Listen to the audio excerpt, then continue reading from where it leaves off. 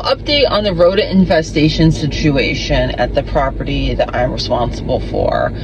Unfortunately, it's now been about a month of me almost every single day going out at this property and doing pest control, extermination, containment type measures for these rodents. The infestation is now coming from a neighboring property primarily that has been condemned officially the last I checked. I don't know if there's any change to that status or not. And while it was my understanding there was some legal stuff going on behind the scenes, there has been no abatement that has happened on this property. So the conditions that are contributing to it, like the excessive plant growth and the trash that was previously on the property, from what I can tell, is still all there. Like, I haven't seen any change at all. And it is just a rodent haven. So fortunately, I did see some good news on the property I'm responsible for, and that was in the form of a dead rodent last night, which means that surely something I'm doing is working here, okay? And I'm doing a lot of different things. The stuff is so time consuming, and it's on top of my other responsibilities where I just never feel like I have enough time or energy or capacity to deal with these issues, quite frankly. And Spartanburg County code enforcement, it is safe to say that they are super ineffective, okay, based on my direct experience and opinion. I'm not saying that great people don't work there or they're not trying to do something, their job, whatever, okay?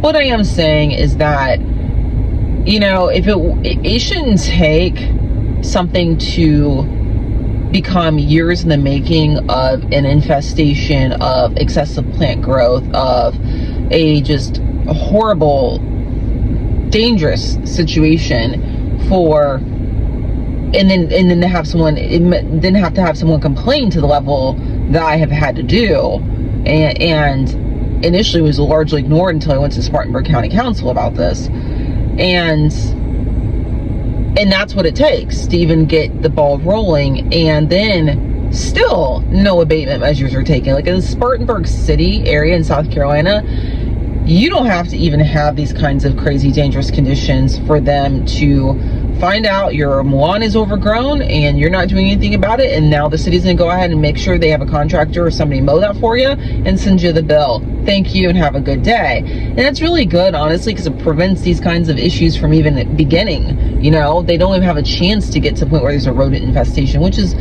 beautiful because it's a huge public health hazard. So anyways, business as usual. I'm planning on speaking against Spartanburg County Council round 2.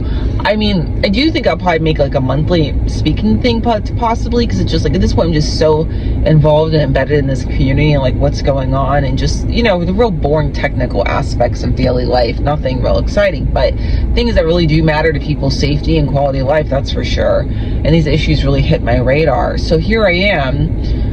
And, you know, even though the abatement measures I've taken appear to be largely successful, when you have a dangerous property like this that has a rodent infestation, that's got this great, beautiful ecosystem just with everything they could possibly want over there and more, the properties that are next to it will always be at risk of reinfestation, even if they're doing all of the right things. Because, you know, one of the things I've learned even prior to this is that rodents are actually highly evolved creatures, and that's why they do so well in places like New York City, New York, because literally the smartest, the fittest, the most adaptable survive, and then they go on to have litters of these rodent babies, and then they just continue to infest all kinds of places, right? And so that means that like the ones that survive are most likely going to be the ones that, you know, are able to avoid bait that would kill them, traps that would kill them, are able to, you know, evade all of these kinds of measures and survive and thrive. And actually cats have been known to have these types of evolved tendencies as well, feral cats in particular, where they will avoid traps because they've learned through kind of like their own evolution that they don't want to get in that, so they become really trap shy.